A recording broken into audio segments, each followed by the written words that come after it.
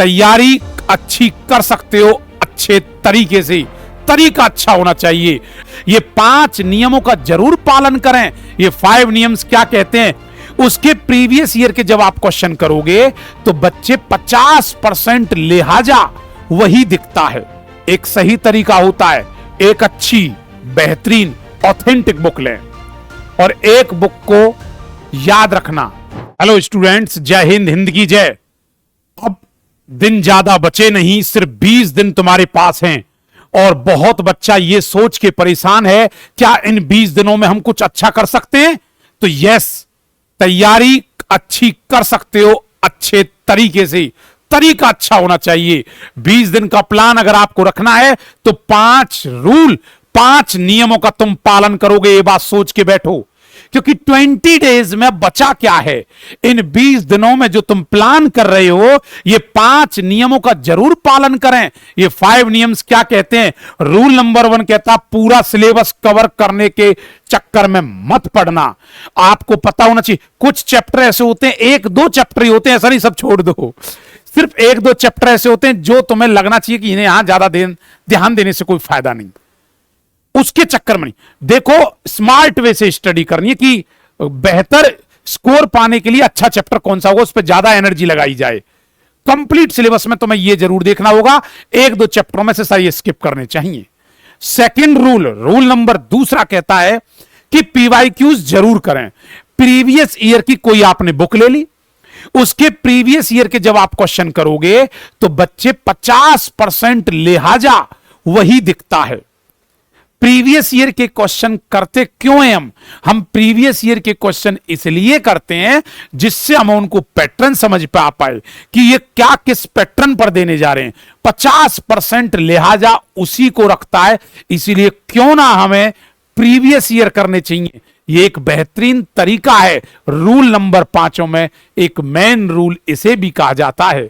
और आपने जब देखा पहला कि सर पूरे सिलेबस चक्कर में जो हाई स्कोरिंग वाले पार्ट है उस पर ज्यादा ध्यान देना है।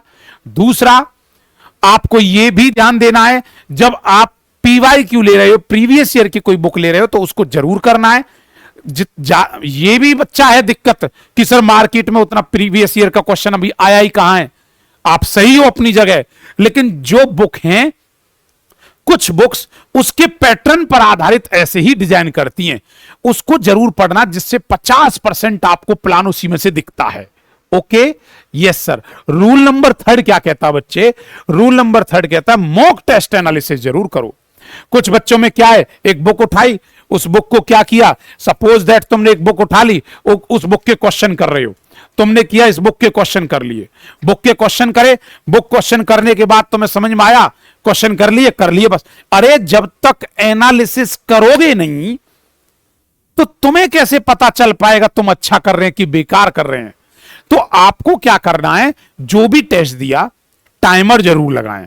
टाइमर लगा के टेस्ट दिया और बेटा जब भी कर रहे हो उसका सॉल्यूशन ढूंढो। अरे ये तो सॉल्यूशन हो गया, सॉल्व हो गया। कुछ क्वेश्चन ऐसे जो तुमसे सॉल्व नहीं हुए उसे सॉल्व करो, रिसर्च करो, सर्च करो। ऐसे करने से हमारा माइंड क्या करता है, काम करता है और आप करोगे। इसी का नाम एनालिसिस है। क्या नाम है, एनालिसिस। अच्छा जस्ट इमेजिन, मान के चलो मैं तुमसे कहने लगूं कि कल पेपर है, तुम नकल बना लो।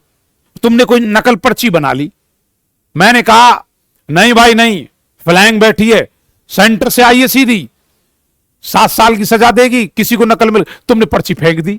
अब गलती से क्या हुआ, गलती से वही क्वेश्चन आ गया पेपर में।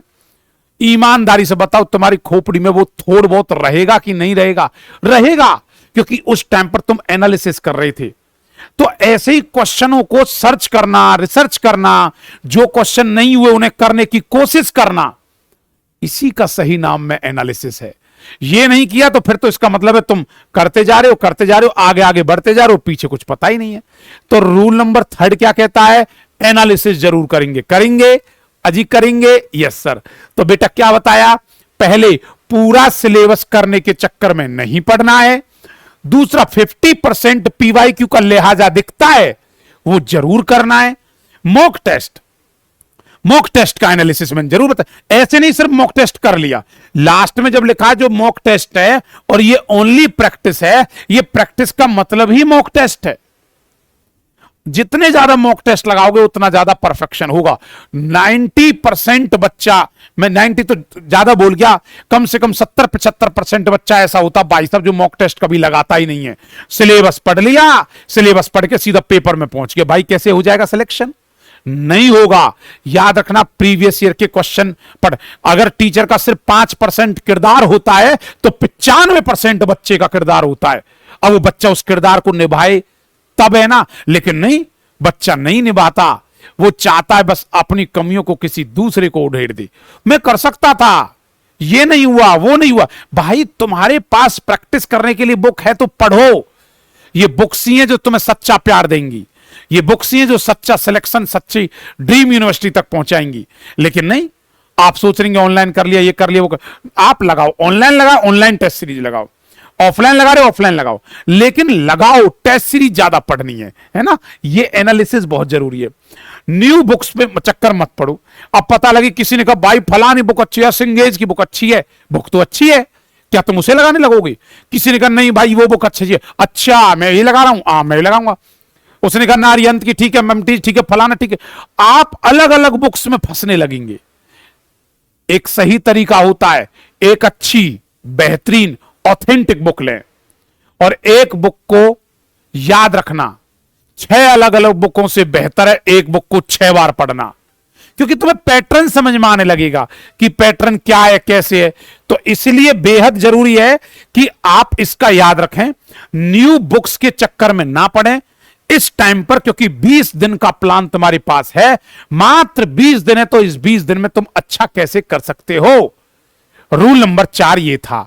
5वां रूल मोस्ट इंपोर्टेंट, पढ़ा सब कुछ है, अगर वो तुमने रिवीजन ही नहीं किया। मुझे एक बात बताओ, 20 दिन है, क्या 20 चैप्टर होंगे?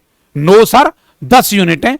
अगर तुम 10 यूनिट है 2-2 दिन भी दे दो, मैं एक उदाहरण दे रहा हूं फिजिक्स का, 20 चैप्टर मान लिए, चैप्टर वाइज एक दिन में एक चैप्टर भी पढ़ोगे ना। पढ़ना क्या है? रिवाइज करना जो पढ़ा है, कॉन्सेप्ट हाँ ये पता है, फॉर्मूला किट है। अब देखते हैं बच्चों को न्यूमेरिकल लगवाते हैं, कोई न्यूमेरिकल हमने कर दिया सीधा, हाँ बेटा ये हो जाएगा, ये सोच के कि बच्चे को फॉर्मूला पता है। और वहां बच्चा ऐसा बैठा हुआ जिसे फॉर्मूला ही नहीं पता होता। तो बताओ ये गलती है कि नहीं है? ये गलती। फॉर्मूला किट बना के चलें। फिजिक्स के अंदर तो फॉर्मूला किट जरूर बना के चलनी है। चैप्टर वाइज जब आप रिवीजन करेंगे फॉर्मूला किट बनती चलेगी, और उसको रिवाइज करना माइंड में आराम से, धीरे धीरे पढ़ते जा रहे हैं, पढ़ते जा रहे हैं, रिवाइज करते जा रहे हैं, हाँ ये हो गया, ये हो जाएगा, कोई दिक्कत नहीं है। ऐसे तो फॉर्मूले वगैरह सबको जब सेट कर लोगे तो उसमें बहुत अच्छे से कर पाओगे। इसी को डेली रिवीजन कहते हैं। Only and only practice. ये 20 दिन में आपको यही मौका मिल सकता है अच्छा करने का। उम्मीद करता हूं आप मेरी बात को इसे समझे होंगे। 20 दिन का बेहतरीन प्लान आपके सामने है, लेकिन उसके लिए आपको 5 नियमों का पालन करना पड़ेगा। जिसने इस 5 नियम का पालन किया, अजी पांडव कितने थे? 5। ये भी कितने हैं? 5। और नियम भी कितने हैं? 5। 5 नियमों का पालन करो। इन 20 दिन आपकी जो कमियां रही वो कहीं ना कहीं परिपूर्ण होंगी और आप उस सफलता की ओर पहुंच जाएंगे जहां से आप अपने आप को फील कर रहे थे कि शायद कमी ना हो जाए। यही है वो बेहतर तरीका। उम्मीद करता हूं आप समझेंगे। आप सभी को प्यार और आपके माता पिता को मेरा कोटि कोटि नमस्कार। ओके स्टूडेंट्स, जय हिंद।